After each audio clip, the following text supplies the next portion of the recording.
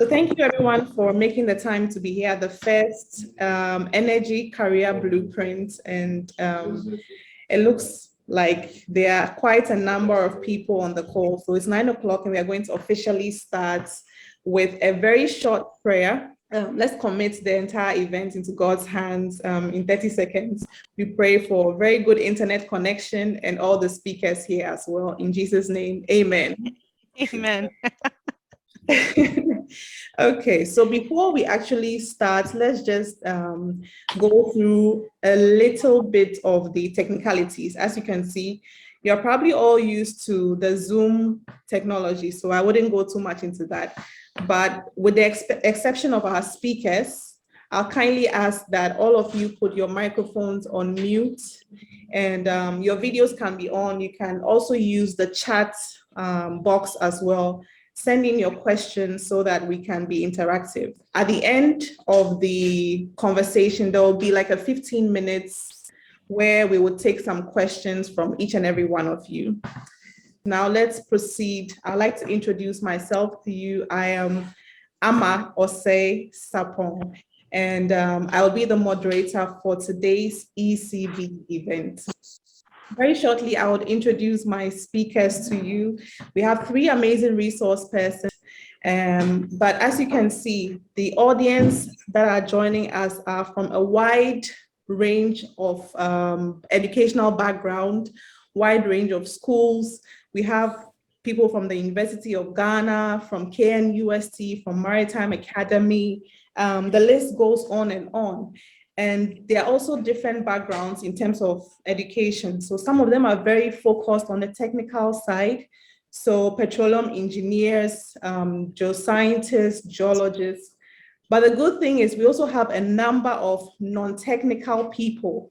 So the ITs, the HR, what have you, finance, accounting, a very diverse audience.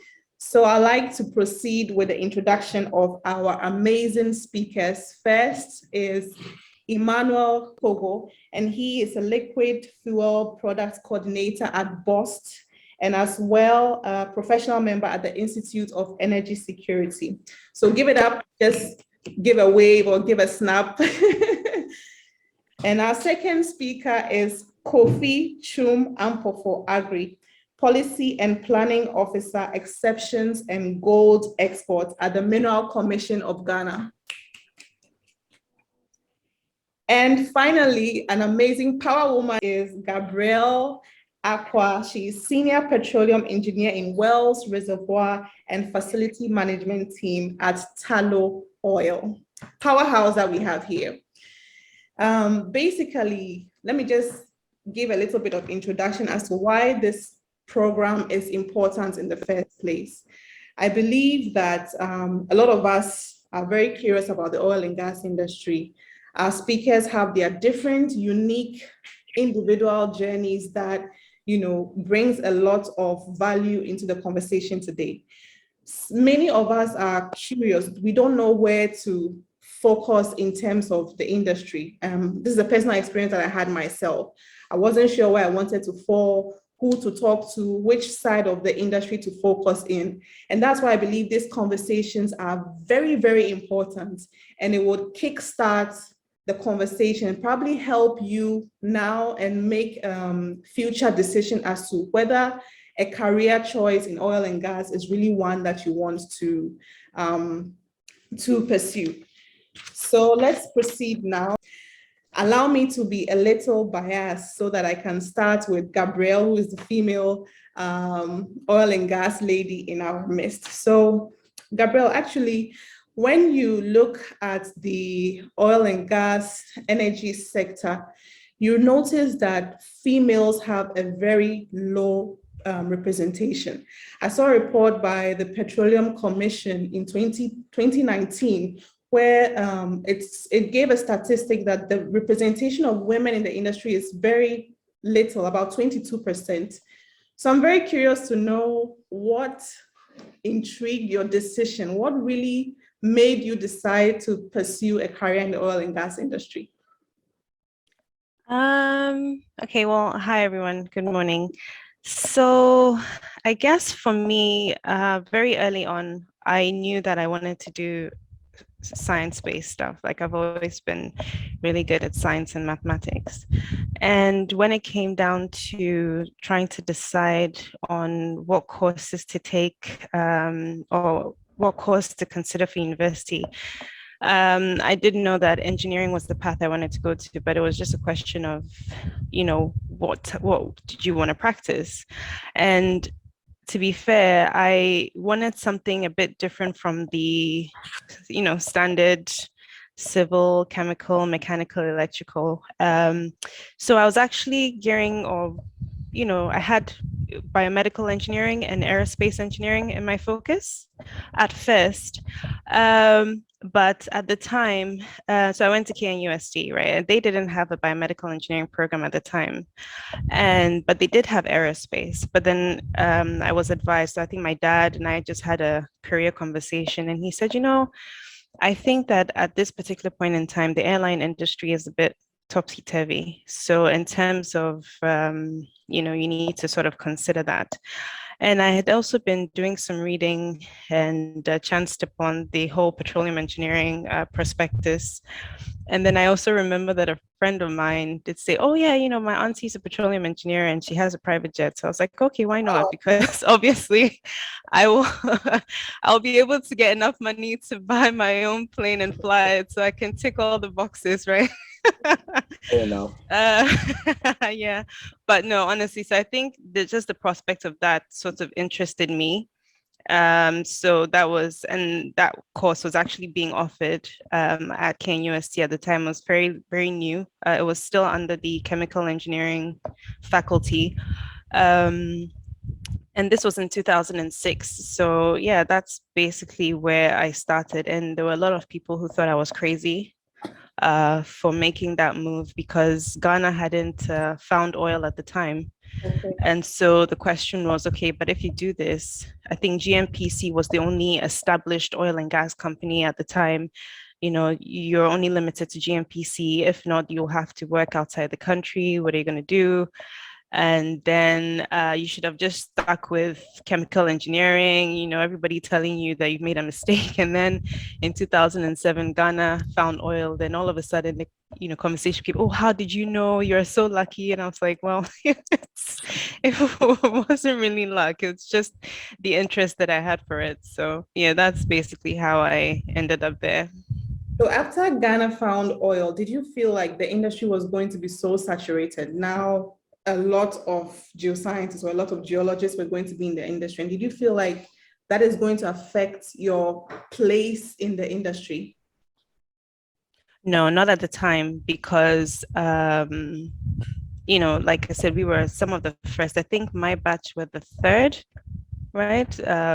Batch of petroleum engineers. There wasn't really much. I mean, we didn't have, commercial oil in commercial quantities at the time. So at that time, I didn't think that that was going to be an issue. I thought of it as it was going to be an opportunity for us to be able to experience that.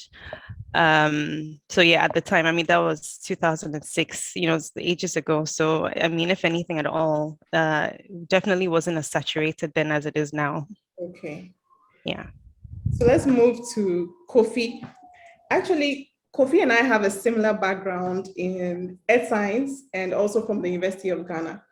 But today you are in the mining industry. So what is your story? I'm very curious. I probably never asked you this, but I'm very curious to know why we all started at level 100 and you just decided that after 300, you are leaving us. So tell me about your story. Tell us about your story. Well, thank you very much, Amma. And yes, we started together, and I guess what students will say used to dab me. So sorry, but I have to let everyone know. But yeah, how did I end up in the mining field? My choice of earth science, to be honest, was, I wouldn't say luck. I say it was God sent through WRFM, University of Ghana. To be honest, completing secondary school, St. Peter's, I was a bit confused about where exactly to, or what actual course to pursue.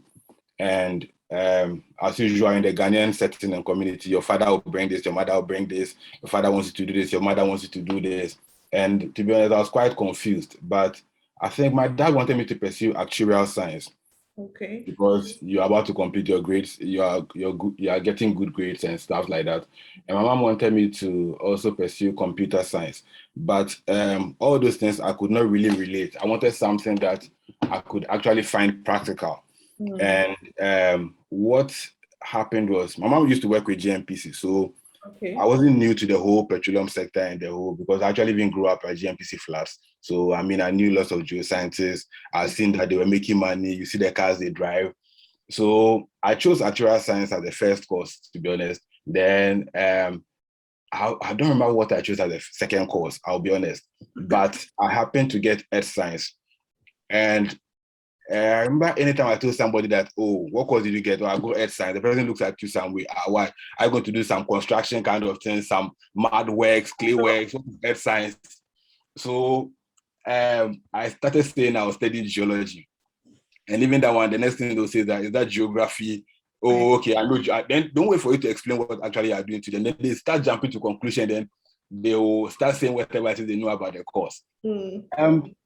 All through my years in university, I wanted to do petroleum because that's what I knew. That's where I assumed the money was. So even in level 300, I specialized in petroleum geoscience.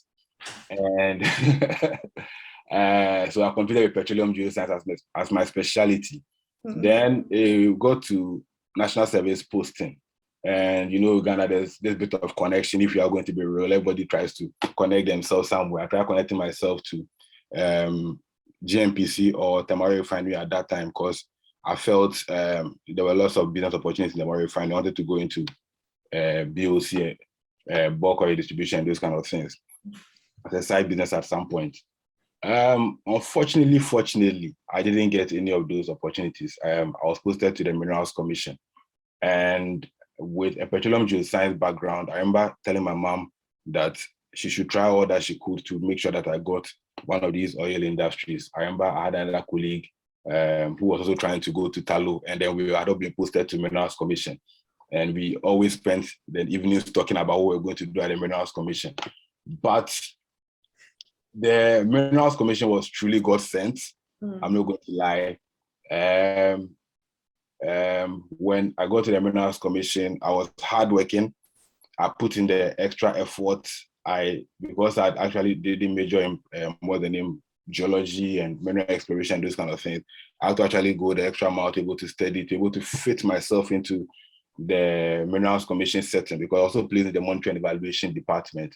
And I mean, the weekends, working weekends, and then the long hours actually really paid off.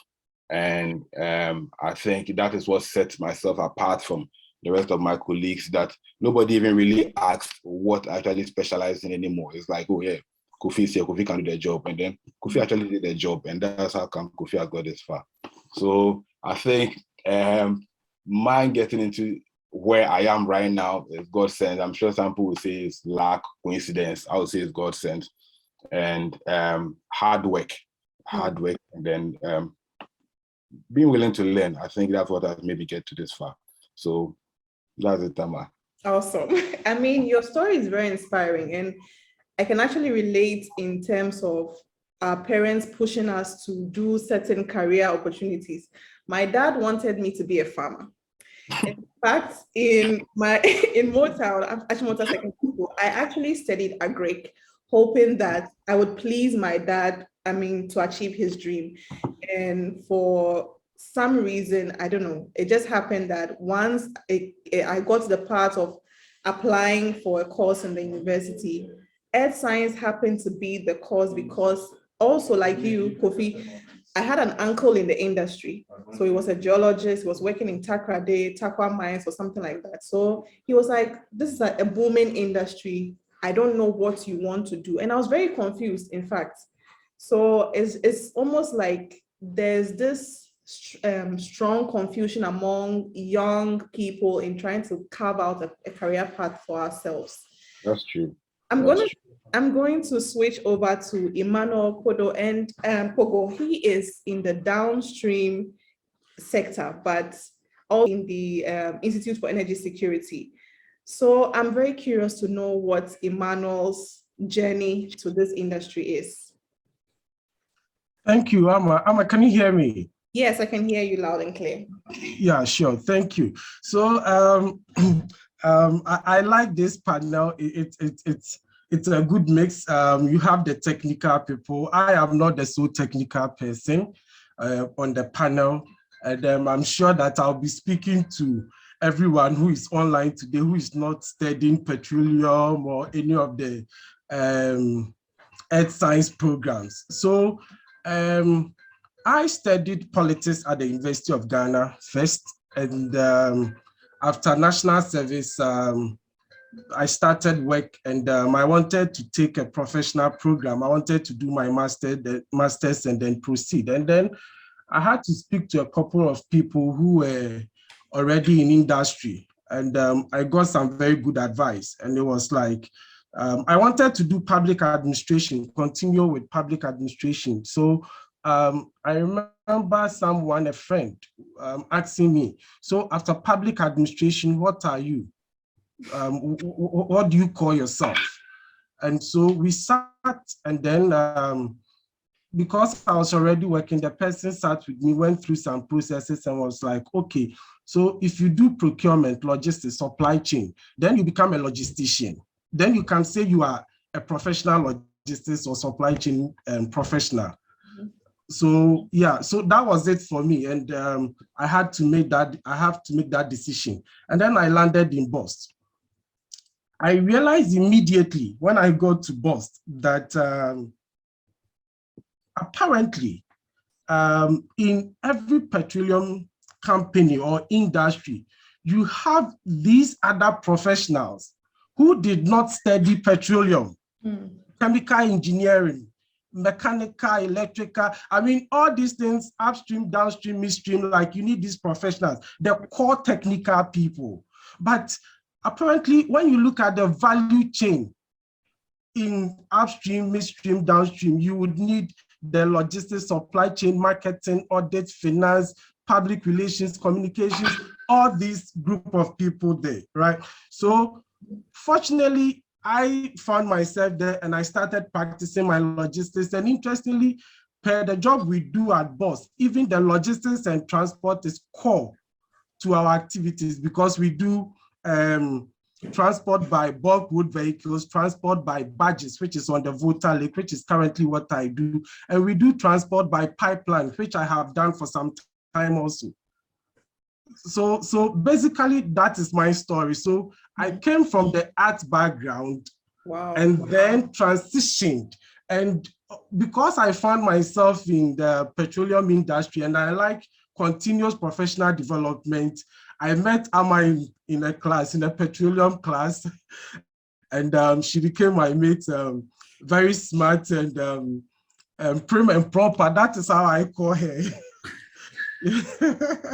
So yes, so from art to logistics, supply chain, realizing that this is good, this is where I want to be. And then I decided taking petroleum courses to beef up what I do.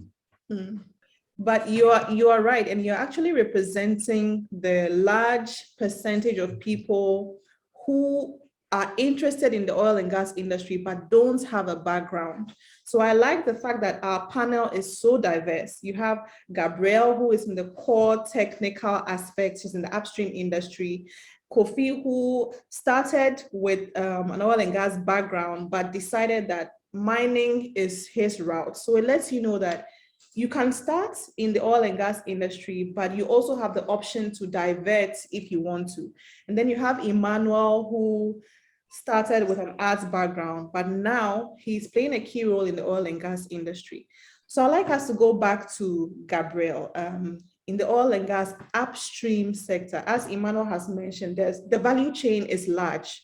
We have the upstream, drilling, production. What are some of the perks that you can enjoy in the upstream industry? What does one need to have in order to seek an opportunity in the upstream oil and gas industry?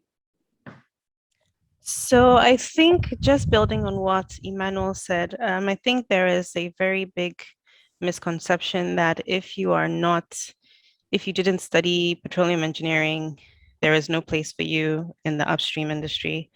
There is so much, so many opportunities in the upstream industry.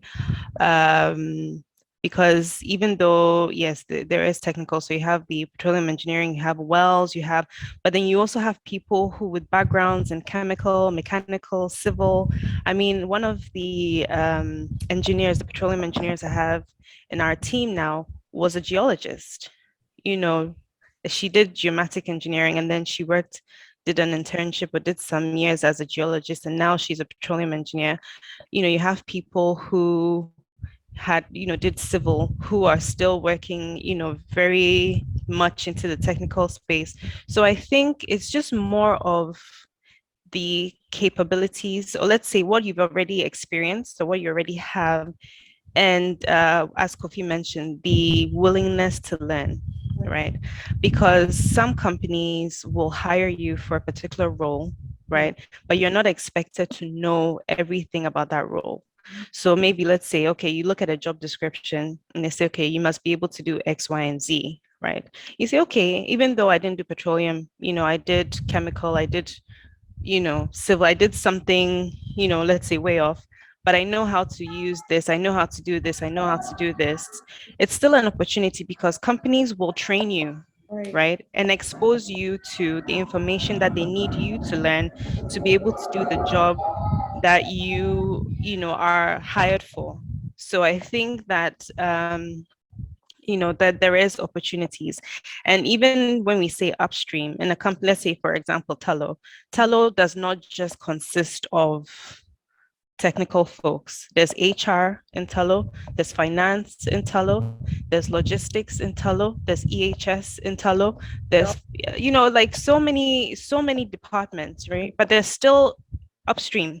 They still are linked to exploration and production, in that way, in the sense that, they're still working upstream. So there's also opportunities there as well. And there's also opportunities going offshore, working, on the FPSOs, on the drilling rigs. And you don't need, a petroleum engineering degree for those jobs, because most of the time it's learning on the job. It's on the job training. So fine, they'll use certain criteria to sort of maybe limit how many applicants they have. They'll try and identify things in you that they can use, but ultimately they will train you up to what it is that you need to do. So there is still opportunity. So I don't think people should necessarily, shy away from the upstream industry if they don't have what they think, is required, right? So I think just try and see, I think is the main message. Speaking of requirements, so yes, as I was saying, I had just come out of the University of Ghana with an earth science degree. And usually when you're applying to a lot of these oil and gas companies, they tell you that you probably need a master's degree. I had a situation where I had applied to so many companies, but they were all looking for an extra certification, which I didn't have. And by God's grace, I did my national service at GMPC and then saw an ad in the newspapers and applied to ENI, where I am today. So I really want you to talk a little bit about the training on the job aspect, where I felt so incapable in my skills and ability. But like Kofi said, learning on the job, your willingness to learn and putting in the hours so that you can build upon the skills that you have. Just throw some more light on the training that companies are willing to give to resources. Okay, so I think first of all, in your case, I mean, it's something that we've all experienced, but I think one thing is this, okay, so there's several ways or several components to this. Sometimes companies will ask for a candidate with a master's degree because they feel that when you do your master's, there's certain skills that you acquire, right? In that experience that you may not have gotten, at the bachelor's level solely, right? And sometimes it's just used as a way of narrowing the number of applicants down, the same way that companies have aptitude tests. So many people apply, only so many people get through, right? Obviously, aptitude tests will never be the best judge of a person's ability, right? But you also cannot, if you're looking for, somebody to fill one role and 1,000 people apply, you can't give 1,000 people the job, right? It has to be one person. So you kind of have to use certain criteria to sort that out. So there's that. But I also think that aside from the qualifications, the masters and everything, there are also things that an individual brings. So that's why it's also very important to be very detailed on your CV. Right. Your CV is very important, because the thing is, people are essentially getting to know you before actually getting to know you. So even if you may not have a master's, you may have certain characteristics, or you may have done a piece of work, or you have a certain skill that the employer goes, oh, okay. I mean, even though they didn't, meet the master's requirement, I'm very interested in the work that they did here, because, or the skills that they have here, because I think that this is exactly what, we need. Let's put them on the short list. Let's get to know them more and see, how they get on. Sure. So I think it's very dependent on the company and the HR processes, or the requirements that they use. But I agree, it's very intimidating, because you go and everybody's looking for years of experience, and you don't have any experience. And like, okay, but if everybody's asking for years of experience, how do I then find a place where I can also get experience? But then that also comes to opportunity, and companies willing to take on interns, roll out graduate programs, and the like. So it's a bit of, sometimes, maybe it's a bit of, you can call it luck or coincidence, but I think that there's different things that different companies look for in their candidates for whatever roles that that they're advertising for. I actually like that you touched on that, because a lot of people think that you just need to have a first-class degree to be in the oil and gas industry. But actually, some of the things that employers are looking for is your soft skills. Are you able to lead a team? Are you able to work in a team? So what else can you add on to your oil and gas degree that you have now to position you at a better place in the industry? Because to be honest, every single year, thousands of graduates are being churned into the industry. So what is going to set you apart as an individual is the add-ons that you put into to make yourself better in the industry.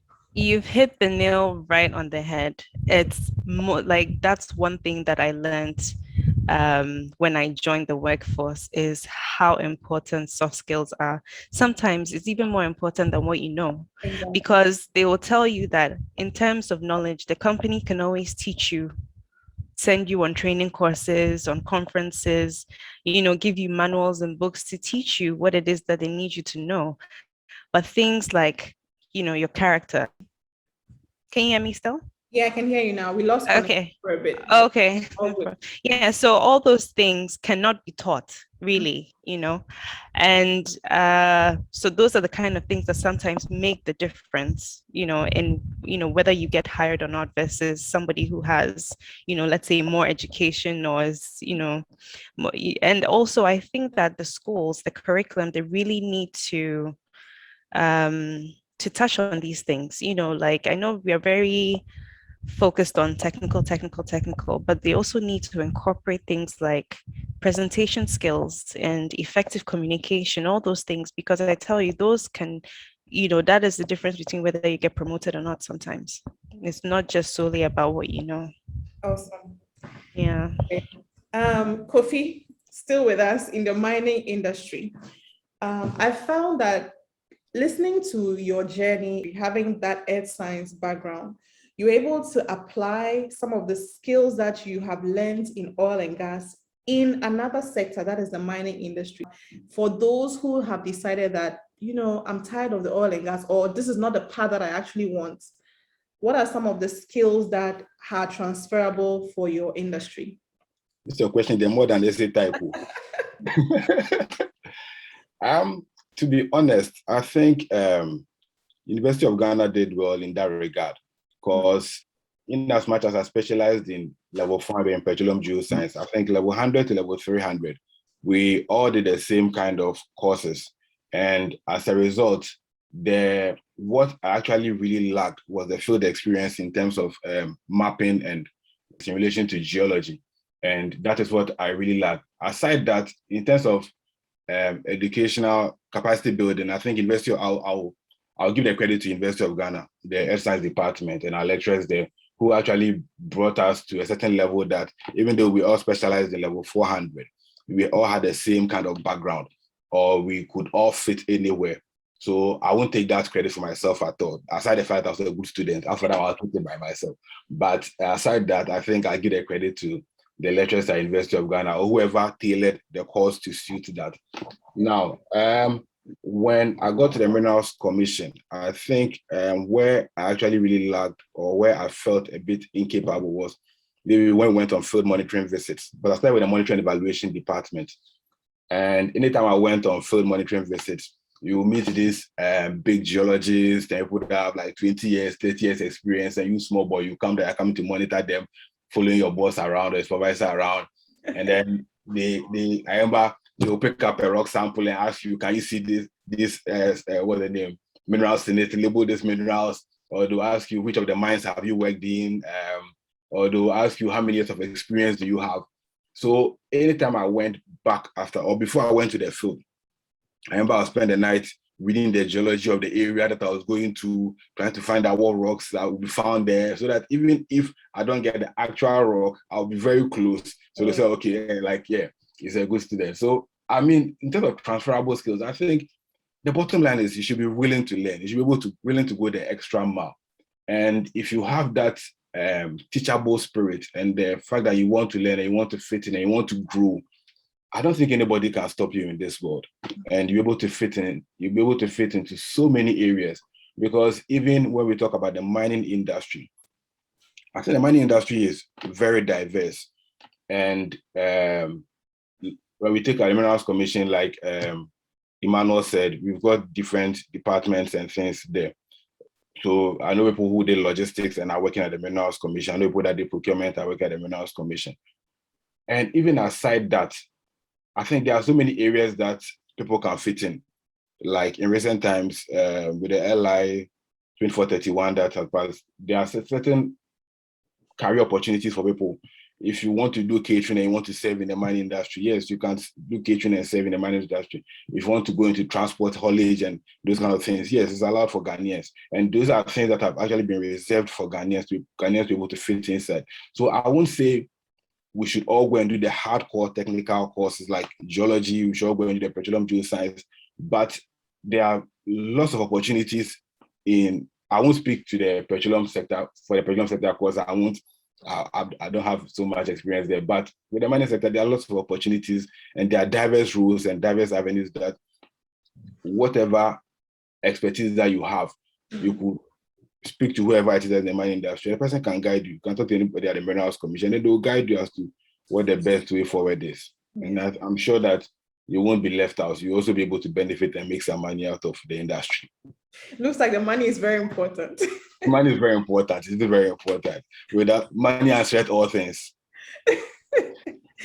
Anyway, what I can actually pick from your conversation with us, with the mining sector, you have also the regulation aspect, which is very similar to the oil and gas. We have, for instance, a number of national bodies that are regulating the oil and gas industry. You can talk about Petroleum Commission, GNPC, that is our national oil company, and the NPA as well. And I see a bit of correlation in the two industries. So despite the fact that you are in the mining industry, you still have some of those expertise that if you happen to fall in the oil and gas industry, you carry the requirements that can be applied. So Emmanuel is still with us. So Emmanuel. Yes, I am here.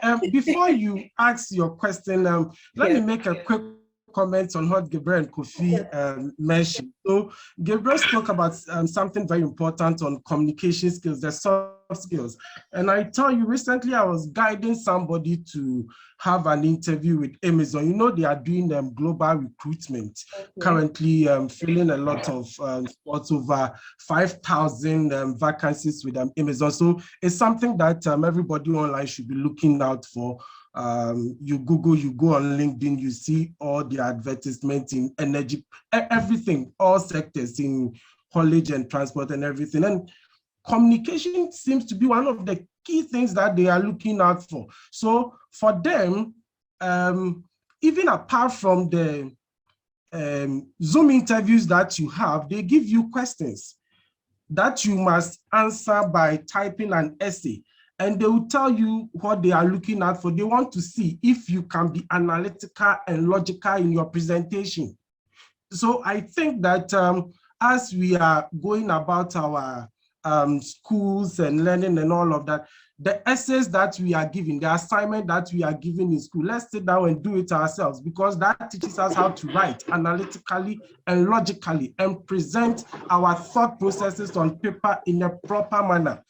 And then Kofi mentioned that we all must be teachable so that we can learn on the job. And that is very important. So with BOST, like I said, when I went in, so I've done my postgraduate diploma, I have 2 masters, and I was working and I realized that, no, I lacked some skills. So from my 2 masters, from my postgraduate diploma, I still came down to do a diploma in what?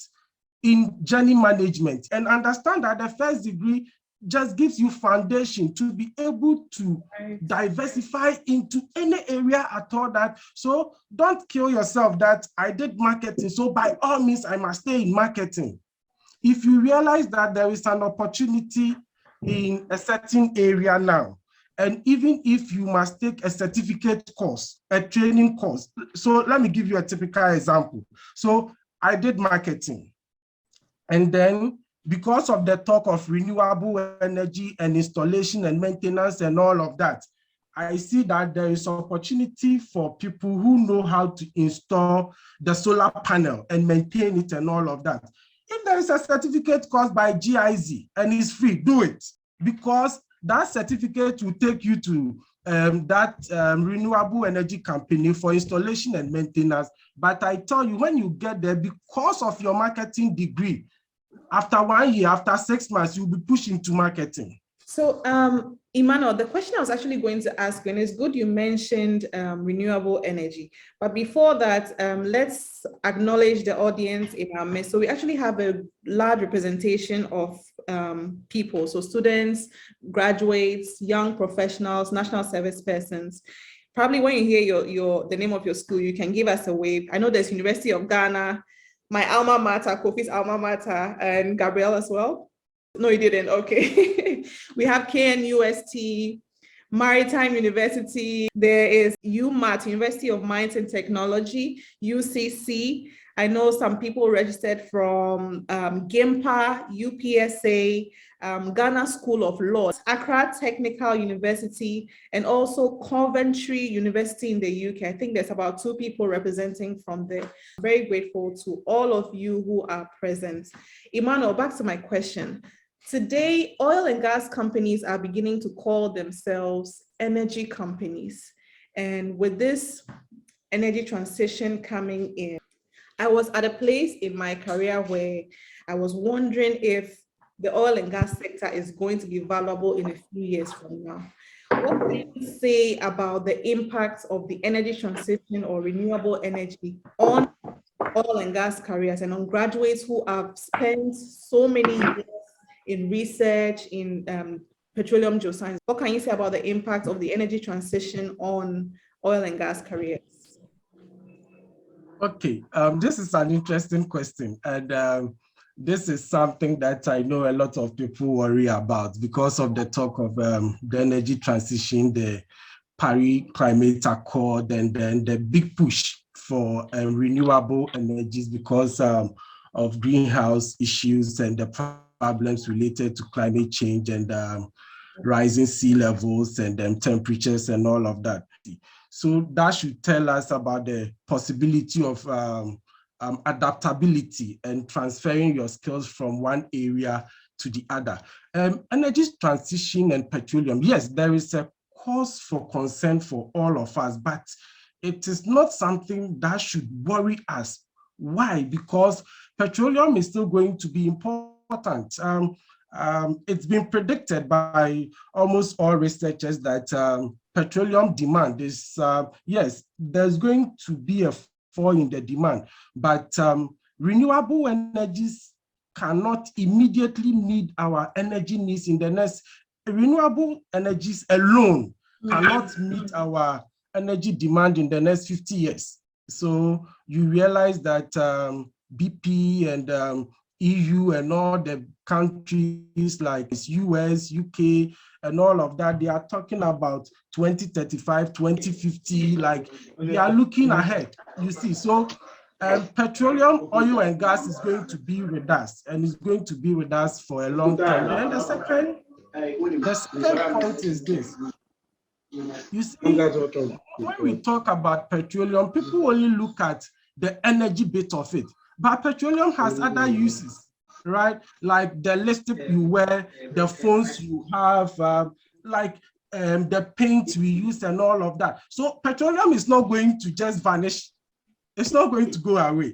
And Gabrielle will tell you that when they drill a well today, per their economic analysis, they are hoping to produce for the next 15 to 25 years.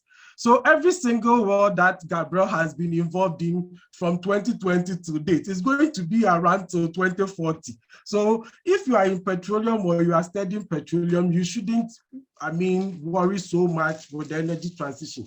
Then the other point is that there is what we call just transition. And the EU just voted huge money for people in petroleum to be able to give them skills or train them so that they can transition from where they are into renewables or other sectors. So that is also going to happen. And once EU is doing it, US will do it and other countries will follow. And that is how it's been done from time immemorial. So yes, energy transition, yes, renewable energies, yes, petroleum demand will go down, but it is not going to go away because even in the energy transition, you need petroleum. So let's say you want to build a wind farm for energy. The trucks that will carry all the equipment to your site, I'm sure they will use petroleum. Basically, the last point I'm making is that everybody in petroleum should, yes, there's a cause for concern, and that should only push you to begin to think about other skills that you can add to yourself so that when the need comes, you can just make that move. And I'm also saying that government, EU and other governments are making plans and putting things in place to make sure that this process can become smooth for people in petroleum. So it shouldn't be a worry. That point is well taken. It shouldn't be a worry, but we should add on to the skill set that we have at the moment. We are actually approaching the Q&A segment of today's conversation, but we'll take some closing remarks, some last points from our speakers. Let me go back to Gabrielle. So Gabrielle, in 2020, when COVID hit, we know that industry was affected very heavily. Myself, working with Eni, I was actually in Milan. Can you talk about the instability of the industry? Now, while it's very nice to be working in an oil company, there are also these downsides, like how volatile the industry is. So please throw a little bit of insight as to how unstable the industry can be. So just like you, when you were in Milan, I was also in the UK on assignment, and that was part of the sort of career building, career development opportunities that was identified. And when COVID hit, obviously we all had to, those of us on assignment had to come home very quickly. And around that time, there was also a very significant dip in the oil price. Mm-hmm. So that also contributed to things being unstable. And even around that time, you would have seen in the media, Tullow underwent a very huge restructuring where I think it was 60% plus of their employees were let go. Yeah, a lot of people. I mean, it was a very big shock, and it was sad, for those, you've built rapport with over the years, no longer, working with them.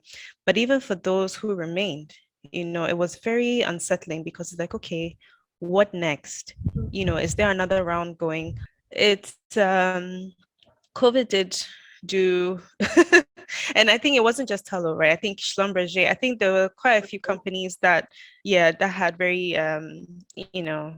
impactful downturns. So it is volatile, as much as there is, they have the highs of working in the oil and gas industry. It is just the nature of the beast. It's a very challenging it's a very challenging place. You have to make sacrifices. You will have long nights. There'll be days where you want to pull out your hair. There'll be days where you maybe want to cry, but then they're also good days, right? So let's not sugarcoat it and say, okay, whilst you work in the oil and gas industry, everything is peachy and it's all roses. Everything comes with its challenges, right? And unfortunately, the volatility part of it is also part of it, but then the job itself is also a bit challenging as well. Nice. So I hope you guys are all listening. It's not all rosy. There are days when sometimes, like Gabrielle said, we want to pull our hair out and frustration and all of that. But at the end of it all, there's a balance, and that's what we are thankful and grateful for. I'm going to take some last words from Kofi for, especially for you and I, people who did earth science degrees from the University of Ghana or in petroleum engineering backgrounds. Where else can they fall within the oil and gas industry? Okay, where can they fall within the oil and gas and mining industry? That's how I want to frame the question and then answer it. I think for an earth scientist, for those kind of sectors, it's going to be difficult to fall anywhere aside the technical side, where it's going to be maybe the geology or the geological engineering side, unless maybe you retrain and then fit into a different department or sector. Otherwise, I don't think you are going to easily be able to fit into that industry. However, if we broaden whatever it is and we shift our lenses away from the oil and gas and mining sector. As an earth scientist, you can fit into the hydro well water, which is very important, quite stable. There's also money that is made there to be made.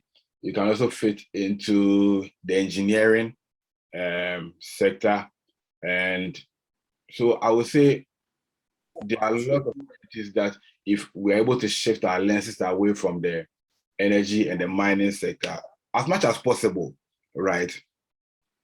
We should be open and we should be willing to grow and learn wherever it is that, or whatever balls that life brings us. Because if you decide that you're going to sit at home and then because you haven't got a job that is tailored to what you studied in school, so you're going to go hungry, I think that it will be you shooting yourself in the foot. And as humans as we are, the world is changing. COVID brought lots of changes to lots of sectors. And I believe that Gabrielle's colleagues that were laid off and Ahmed's colleagues that were laid off, I'm sure they had to find something to do to be able to provide for their families or take care of themselves. And as humans, I think the basic thing is that should be adaptable and you should be willing to change and learn and grow. And I think with that, success will always come your way. Awesome. Awesome. So I see some hands up. We are going to take the Q&A. And for the first question, Emmanuel will answer that. So let me go to William Ofe. You have the floor. Yes. Hello. Good morning. Yes. Good morning. Yeah. So I'm Desire once again. And thank you for the opportunity to be part of this discussion. So I have a business background. I studied accounting for my first degree and then also master's. But for master's, I specialize in petroleum accounting and finance. I only got to know how political the industry is after graduation. And it's quite difficult to, place myself or get a job in the industry. I've attended several conferences, several summits and things, hoping to meet people, but it doesn't work out.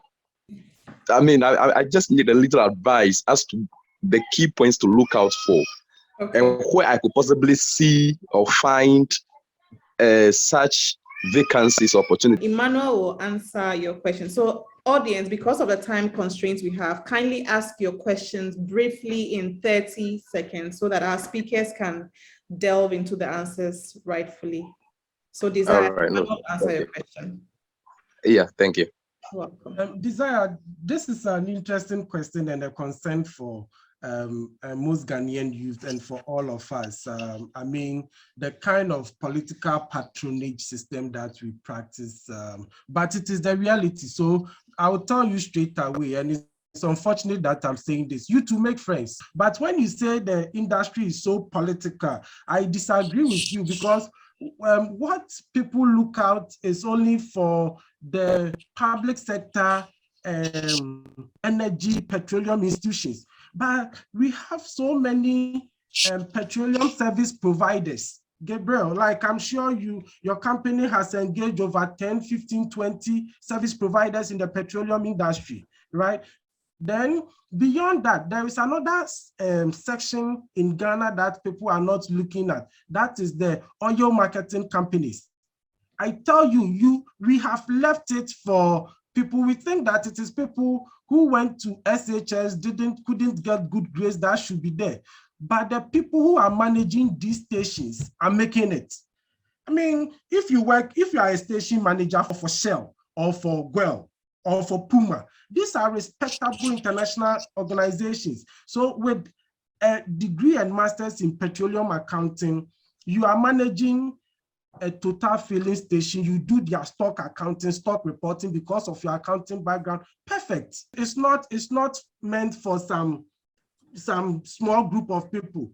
Okay, Emmanuel, thank you very much. Sorry, can I just add to that what Emmanuel said very quickly, because he raised a very important point on the fact that you have these service providers and stuff, and sometimes these service providers are linked to international companies, so you do have a local branch here, but then they may have a linkage to international companies. So if you get in there, you also have opportunities, of broadening as well. So that's right. Thank you very much, Gabrielle. So we'll take 2 more questions, and then for all the other questions that we may not be able to answer today, please leave them in the chat, and we would use our social media platforms to address all of the questions for you. So you can follow Energy Resource Consulting on LinkedIn and as well as on Instagram. Speaking about the question that came up by Desire, building relationships in the industry is something that is very important. One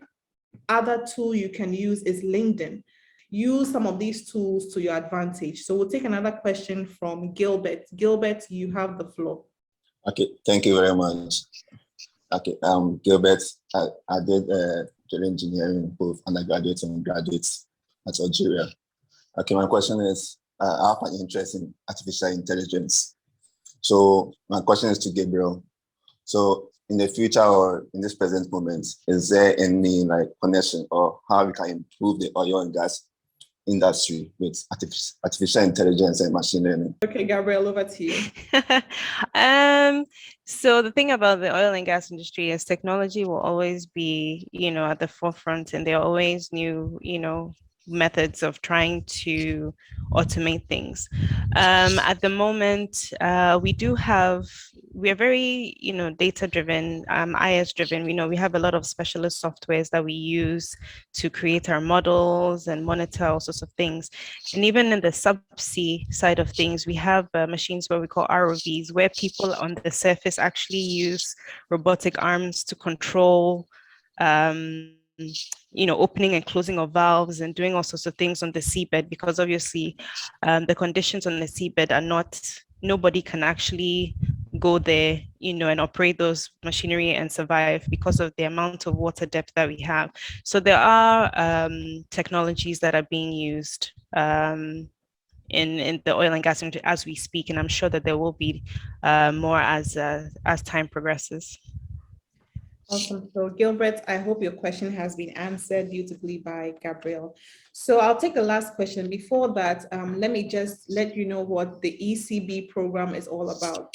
It's an energy career blueprint. And as I mentioned in the beginning, the reason for this is there's a lot of curiosity in the industry. So what we are doing is to be able to have conversations like these with industry people who have been on the job. So what they're going to be telling you is the right information from their experiences, from industry trends and all of that. So make sure you follow ERC. I know there are so many questions. Unfortunately, we'll not be able to take all of them, but leave your questions in the chat and leave it on our social media handles on LinkedIn at Energy Resource Consulting, and also on Instagram, Energy_Resource Consulting. So I'm going to take the last question. Let me give it to a lady. I think I haven't heard from a lady today. Phoebe Nana Abna. Phoebe, your line has disconnected. We can't hear the rest of your question. Okay, unfortunately, we're going to take another question. The last one is, who do we give it to? Do we have a lady who has a question? Acquah, okay, so Acquah. A quick one before Acquah comes in. I think that what we can do, the panelists for today, the speakers for today, is after this section, maybe we compile a list of institutions, both in the downstream, midstream, and upstream in Ghana. Awesome input. I mean, that would be very much appreciated. And I believe the audience would also love that. So the last question is to Acquah. You have the floor. You may ask your question. Thank you very much. Please, what's the role of the petrochemical engineer in the oil and gas industry? So I recently in the 2021 budget, yes, government is hoped to build a 60 billion petrochemical hub in Takoradi, and that will make use of all the product that comes out of petroleum, so paint, lipstick, ties, and all of these things. So yes, petrochemical engineering, very important role in petroleum and the value chain. And again, please, no matter what you are studying, make sure you add some data skills, Excel, data, SPSS. Gabrielle, please, you should add up to this. Emmanuel, okay. I was just going to say, I mean, when people hear petrochemical, I think they go straight to midstream, refining and processing. But I mean, there are also opportunities in the upstream. So for example, there are chemical engineers who work in the upstream industry. They actually support the operations on the FPSOs, because we do use a lot of chemicals, on a day-to-day basis. And also even the crude, that is produced from the wells onto the FPSOs also have to go through processing and all that. So there's also opportunities on that side as well. Great. So I think the conversations have been very inspiring, very fruitful. The first ECB program, I would say, has been successful. And I'd like to say a big thank you to our speakers, Emmanuel, Gabrielle, and Kofi. Also to the main sponsor of this event is the ERC group, so Energy Resource Consulting. And to each and every audience that has taken your 1 hour out of your Saturday to be here, thank you so much. And during the course of the year, we will have so much more of these conversations. So keep your ears, keep your eyes glued to ERC group. And also to say a very big thank you to my husband for all the support. So this brings us to the end of the first edition of the ECB program. I say thank you to you all, and I wish you a lovely weekend. Bye, everyone. Bye. Bye. Thank you. Bye. Thank you. Bye.